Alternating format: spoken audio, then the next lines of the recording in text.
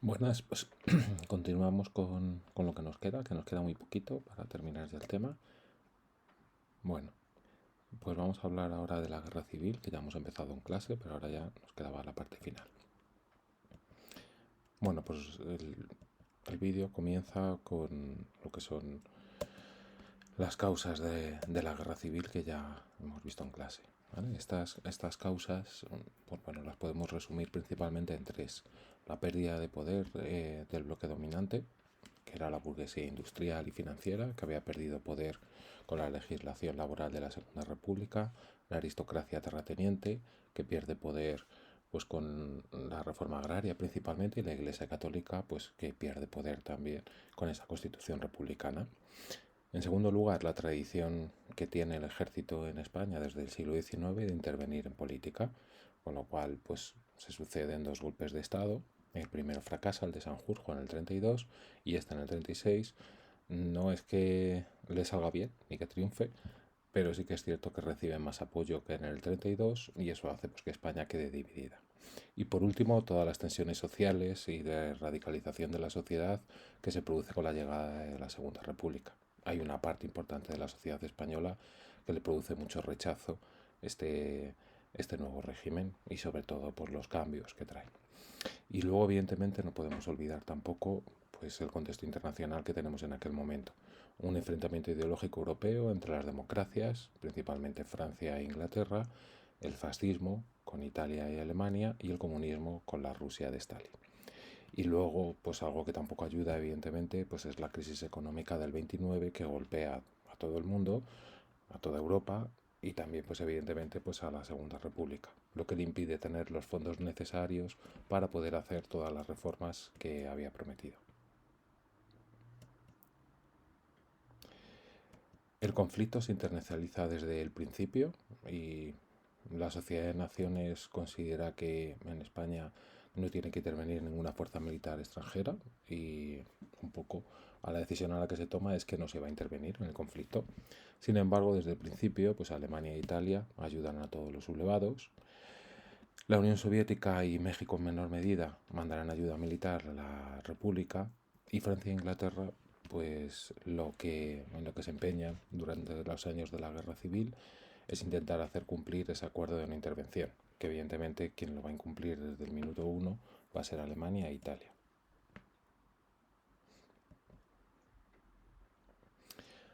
La ayuda que va a recibir la República va a ser en forma de tropas militares, de voluntarios, que van a ser las llamadas brigadas internacionales. Estas brigadas internacionales las recluta la Internacional Comunista y son unidades militares compuestas por extranjeros. Se calcula que aproximadamente fueron unos 60.000 de hasta 54 países y vinieron a luchar, eran pues eh, voluntarios con ideas progresistas que acudieron a luchar a España para ayudar a la República. Como os dije, esto les movió pues un idealismo político y sobre todo pues el intento de que en España no ganara pues los militares apoyados por los fascistas porque entendían que este era el primer paso para llegar a una guerra mundial, como finalmente ocurrió. Vamos a ver ahora la evolución política en las dos zonas, primero en la zona republicana para luego tratar la zona sublevada. Cuando se produce el golpe de Estado, pues el Estado queda completamente desarticulado y la Segunda República, el gobierno republicano, no puede hacerse cargo de la situación. Y van a ser los milicianos, que son principalmente de los sindicatos, los que se hagan con el control y de manera independiente pues actúen para tomar las decisiones e intervenir en el conflicto. Y aquí desde el principio ya surgen diversos puntos de opinión. Por un lado vamos a tener los anarquistas y los comunistas del POUN, que lo que quieren es, al mismo tiempo que se hace la guerra, hacer la revolución social y traer un Estado libertario o comunista. En el otro lado, ¿a quién tienen? Pues tienen al Partido Socialista y al Partido Comunista, que lo que abogan es por reconstruir un poco el poder del Estado, incluido el ejército, para poder ganar la guerra. Evidentemente hace falta un cambio de gobierno y ya en septiembre del 36 Largo Caballero se hace con el control del gobierno, y lo que se crea es el Ejército Popular.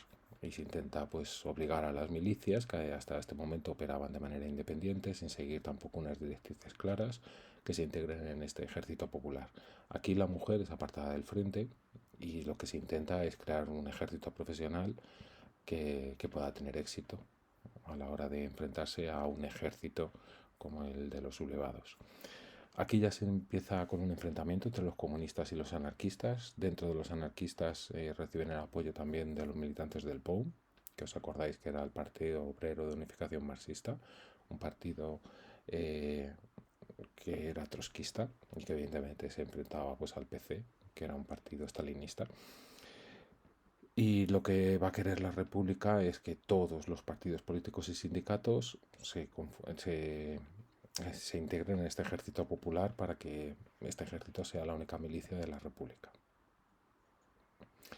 Los enfrentamientos se suceden, como veis aquí, pues en Barcelona, ¿no? Donde los anarquistas tienen muchísimo poder y se niegan a enfrentarse y a integrarse en este ejército popular.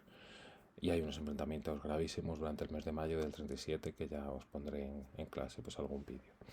Los comunistas van a ser los que van a salir ganando después de este enfrentamiento y se hacen con el control de la República. No podemos olvidar que toda la ayuda que llega de la Unión Soviética llega a través del Partido Comunista. Así que el Partido Comunista, que hasta ese momento no era muy importante, se convierte en ese momento dentro de la República pues en el más importante, porque sobre todo tiene el control económico y político de la República.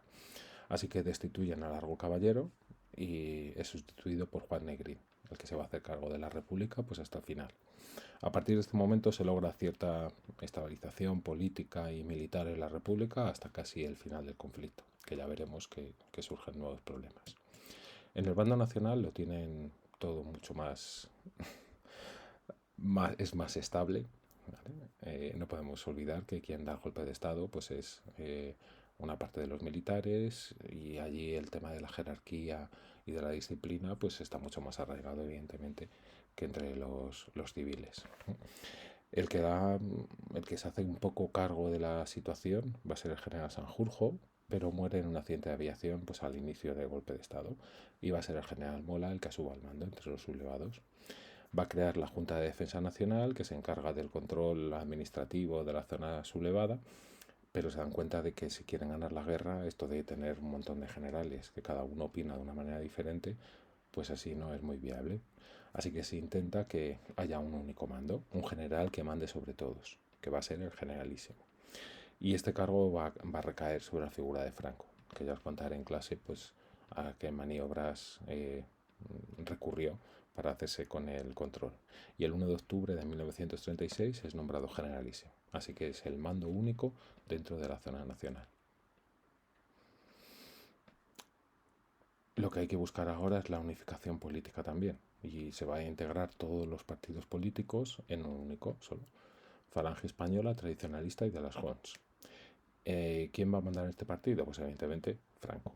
Y aunque hay algunos sectores dentro de los carlistas y algunos falangistas de los primeros que se van a oponer a esta unificación, rápidamente van a ser asimilados y Franco va a tener tanto control militar como político.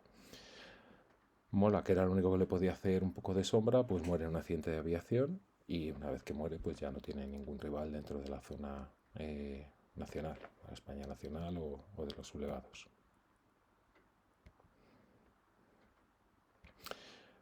La evolución de la guerra la veremos en clase tranquilamente, ¿vale? Pero yo ahora ya nos vamos a la última parte, ¿vale? Lo que son las consecuencias de la guerra, que esto es lo que os entraría para el examen. Pues la primera, evidentemente, un elevado número de muertos, ¿vale? Hay gente que habla hasta de 1 millón de muertos. En clase os enseñaré pues el cuadro más actualizado que tenemos con las cifras de víctimas, principalmente de militares. Se calcula que fueron unos 300.000. Y luego de represaliados y demás, pues las cifras todavía bailan un poco. Lo veremos más detalladamente en clase, pero es cierto que fueron miles y miles de muertos los que hubo, tanto en un bando como en otro, más sobre todo en el bando republicano y sobre todo por la represión que hay posterior, y también la pérdida de natalidad. durante estos 3 años, con lo cual la pérdida de población sí que entonces se acerca pues, al millón de personas. ¿Vale? Para un país como España pues fue una catástrofe espantosa, ¿no? Aparte del elevado número de muertos, pues todos los heridos, mutilados de guerra, prisioneros, que van a estar muchos de ellos durante décadas encerrados en las cárceles que se van a habilitar después de la guerra, colegios, eh, monasterios, conventos, todos los edificios grandes pues eran susceptibles de ser convertidos en cárceles. Y luego campos de concentración que va a haber también, principalmente pues en la zona de Castilla y León. Y luego los exiliados, la gente que se marcha al exilio para no caer pues en la represión franquista. Todo esto, como podéis imaginar, provoca una división ideológica y moral de la sociedad que se va a perpetuar durante toda la época del franquismo, durante los 40 años del franquismo y luego con posterioridad también. De hecho, hoy en día pues todavía sigue habiendo en parte esa división ideológica. Esas son las consecuencias sociales. Hablaríamos luego de las económicas, como podéis imaginar, pues son enormes también. Se abandonan los campos de cultivo, se destruye todo el tejido industrial, ¿vale? En la batalla del norte. Se destruyen las infraestructuras, las obras públicas, viviendas y poblaciones enteras como Belchite, que os enseñaré fotos en clase, lo que va a ocasionar pues una destrucción brutal de todo. Evidentemente esto conlleva también una pérdida de mano de obra. Y por último, la última consecuencia importante sería el aumento de la deuda externa, que evidentemente pues va a suponer un problema enorme para un país que sale de la guerra. Las consecuencias políticas, pues principalmente el aislamiento de España. Las potencias del eje que habían ayudado a Franco, Alemania e Italia, van a ser derrotadas en la Segunda Guerra Mundial, como ya hemos visto, y esto va a provocar el aislamiento de España, lo que va a agravar aún pues, todas las consecuencias que hemos estado viendo. Este aislamiento se va a prolongar durante más de 10 años, ¿vale? En el que España va a practicar el autarquismo. Quiere decir, pues, apañarse con lo que produce dentro del país, ¿no? Que no era mucho. Así como podéis imaginar, pues eso supuso una hambruna generalizada en gran parte de la población. Y por último, pues hablaríamos también de las consecuencias culturales. Y aquí pues el desastre es el exilio o el fallecimiento, ¿vale? O asesinato, en el caso de Federico García Lorca, de la élite científica, literaria y artística del país. ¿Vale? Sabéis que se había vivido la Edad de Plata de la cultura española, pues con esto va a suponer un atraso cultural enorme y un atraso para el desarrollo científico del país, pues que no vamos a superar hasta bien acabado el siglo XX y principios de este. ¿Vale? Va a suponer un atraso para el país enorme. Esta élite científica, los que puedan, se van a exiliar principalmente pues, a países de Sudamérica, Argentina y México principalmente. Bueno, pues hasta aquí tendríamos la parte de la guerra civil y con esto ya completaríamos el tema. Evidentemente hay más temario que veremos en clase, pero para el examen yo os voy a pedir esto, ¿vale?